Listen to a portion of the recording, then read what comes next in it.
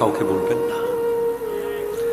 দুঃখের কথা শুধু একজনকে বলবেন, মসজিদে গিয়ে যায় নামাজে সিজদায় পড়ে কেঁদে কেঁদে বলবেন, পৃথিবীতে দুঃখের সাথী এখন আর কেউ নাই।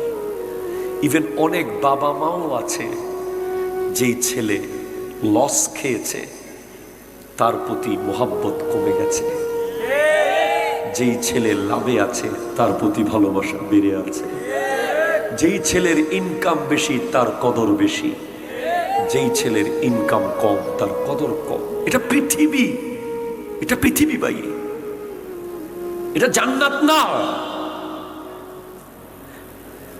এটা একটা ভয়ঙ্কর জায়গা যেখানে আসলে কেউ কারো না।